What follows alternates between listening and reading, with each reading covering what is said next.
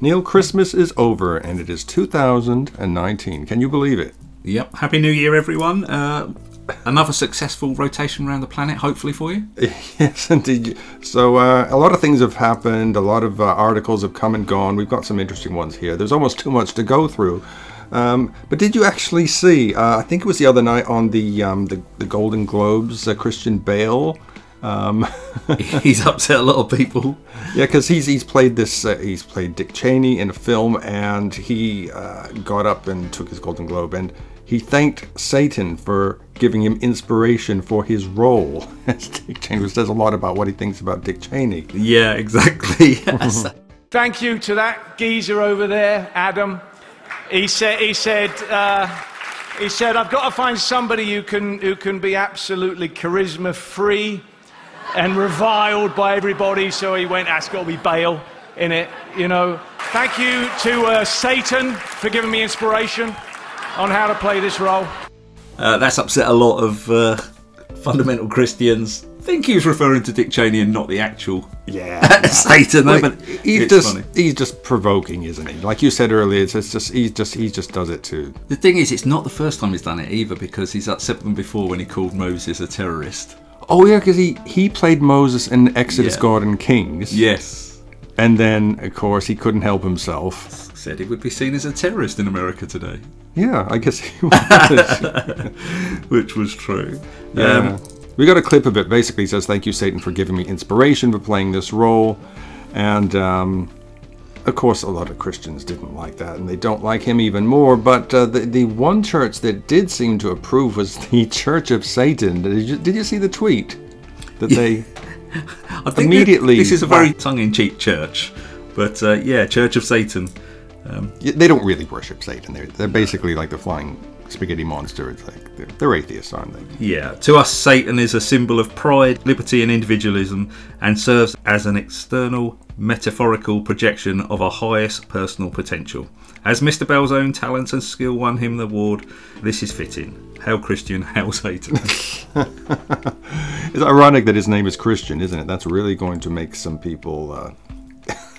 But I wonder if, when he played his roles and he's mentioned Moses being a terrorist and thanking Satan, I wonder if he did look into the history of Moses when he played the part. I don't know how much of a method actor he is. I mean, I know he's lost weight for roles and all that kind of thing. I do have the film at home, and I think he did actually look into Moses. I suppose he read the Bible stories, but there's no actual extant biography of Moses, is there, that you can refer to? There's no evidence whatsoever that the man existed. Yeah, or the Exodus. None. Or the Exodus. Not a jot.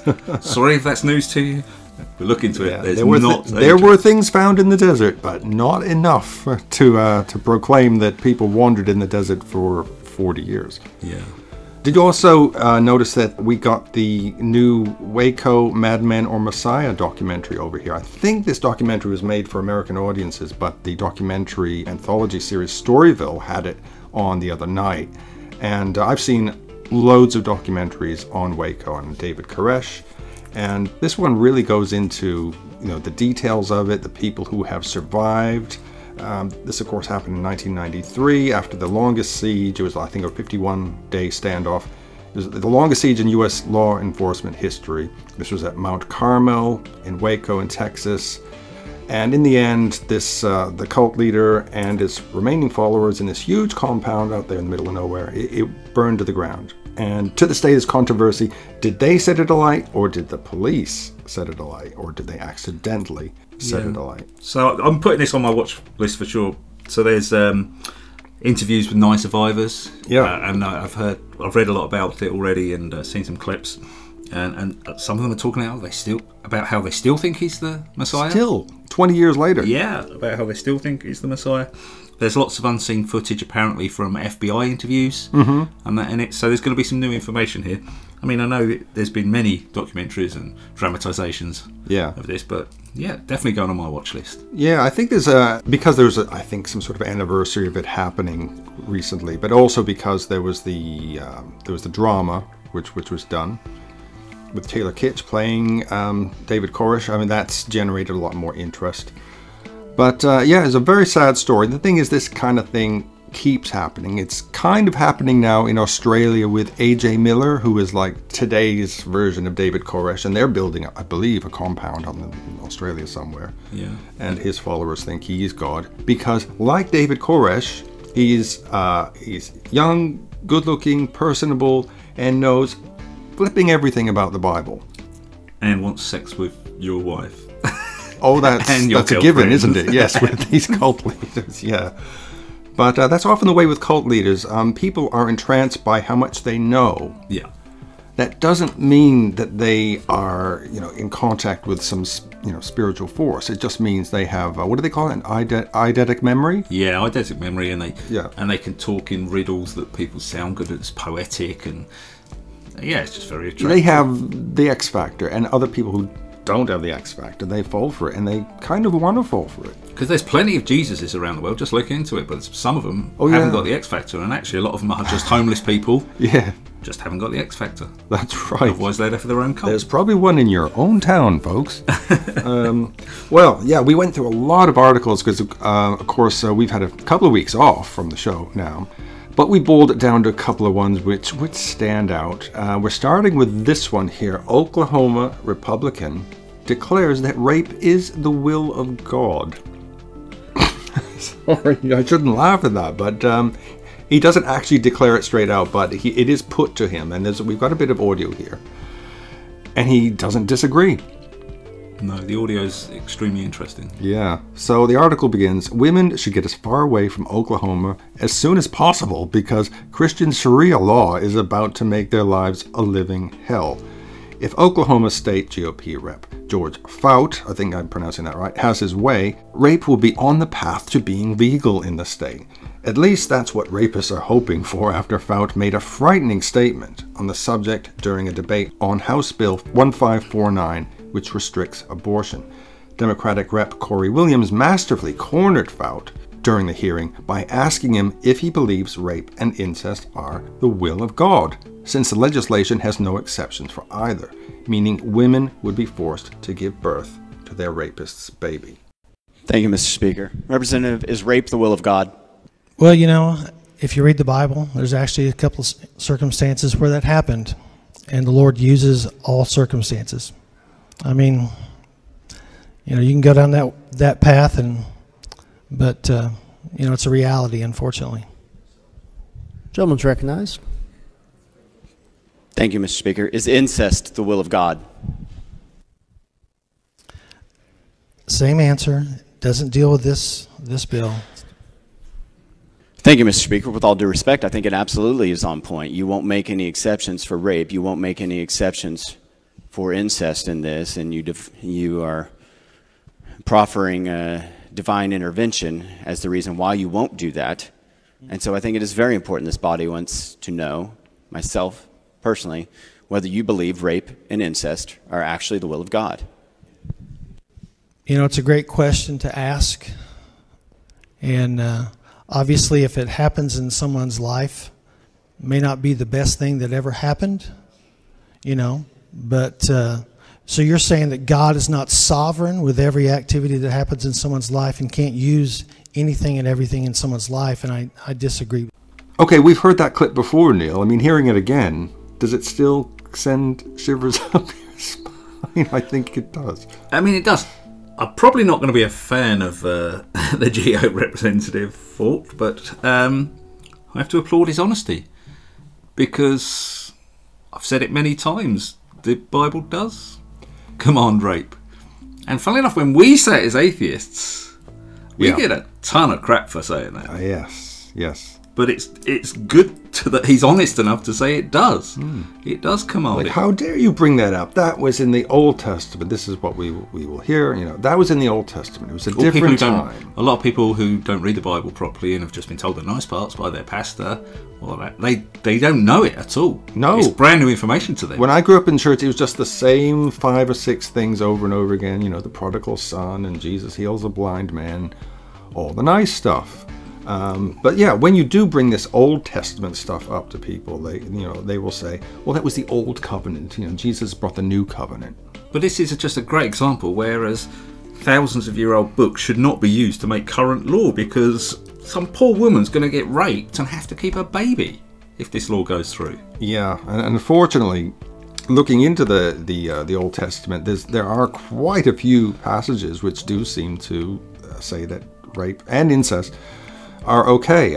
In Numbers 31, 50 to 18, Moses, after exacting revenge on the Midianites, commands his army to kill all the boys and every non-virgin woman, while telling them to save for themselves every virgin woman, a phrase which has been interpreted as a passage depicting rape. Of course, the apologists will say, well, no, they're just taking the women home to save them. Yeah.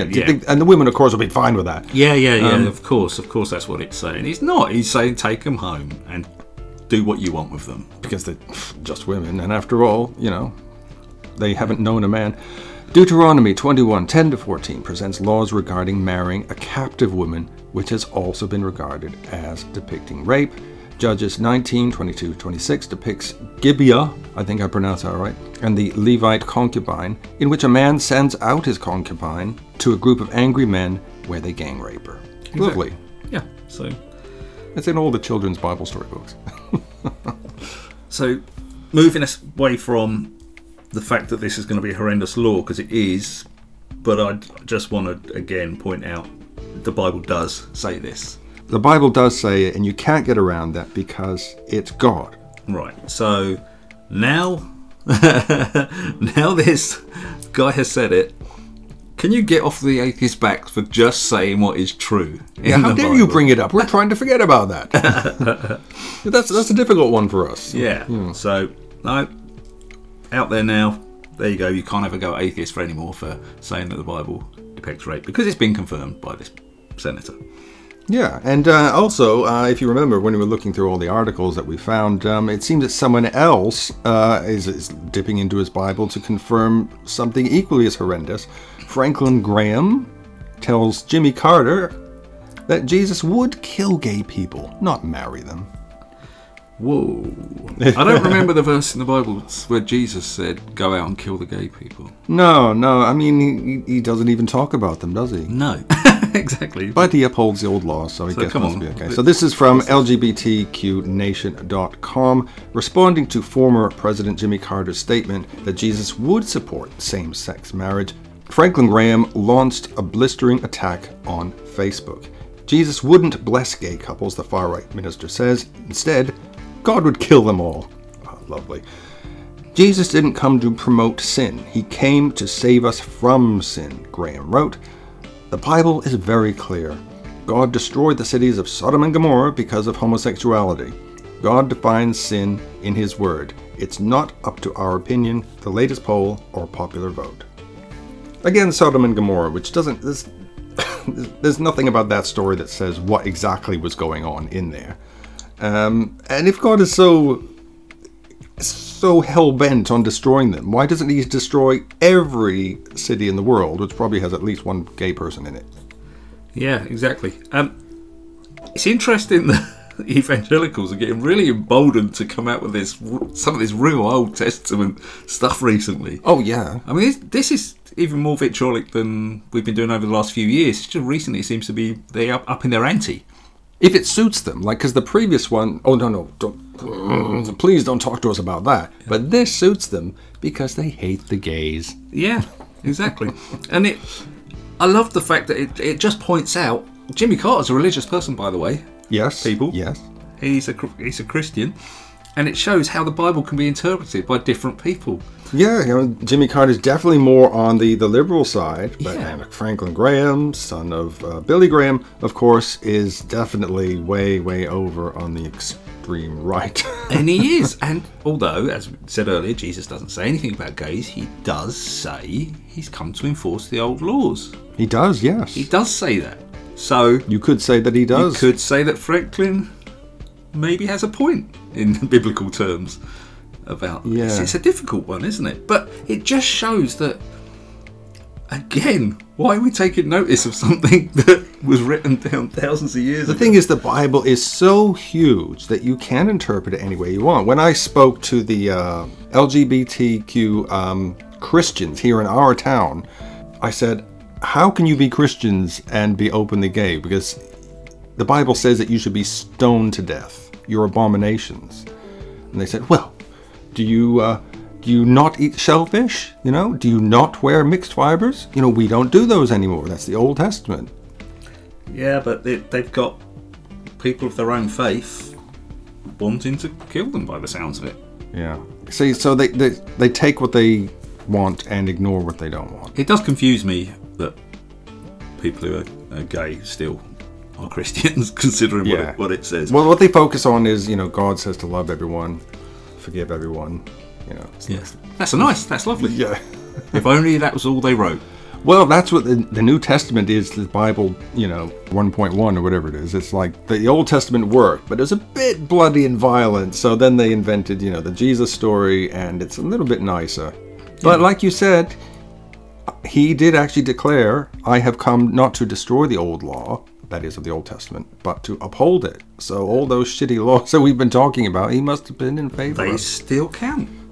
So, I mean, wouldn't it have been nicer if whoever decided to write the story of Jesus in the New Testament, wouldn't it be nice if they literally, the first line was, forget all that old crap. Yeah, yeah. Just be nice to everyone. Yeah. Then we would have got rid of people like Franklin Graham's attitudes a long time ago. And to their credit, some Christians do that. I mean, they should take every, you know, word as gospel, as it were, in the Bible, I know, but they don't. We obviously it's a good thing they don't. We know very nice Christian people, of course, yes, but who take no notice of the Old Testament whatsoever. We're just trying to point out that it's a Bible full of contradictions. Yeah, and Franklin Graham is on the side that we need that sort of attitude to. Yeah, but when they use it to hold up the book and to underline their own hateful prejudices, then we have a problem. But if you're a Christian group and you like the, you know, love everyone, that's fine. That's fine, but please help us in our battle against these absolute numpties. As we say in England. Yes, sorry, it's an England phrase. English phrase. But yeah, it's... these jerks. Yeah. Yeah, because they are literally doing it too. They've got prejudices and they are just trying to enforce them on people using justification from the Bible.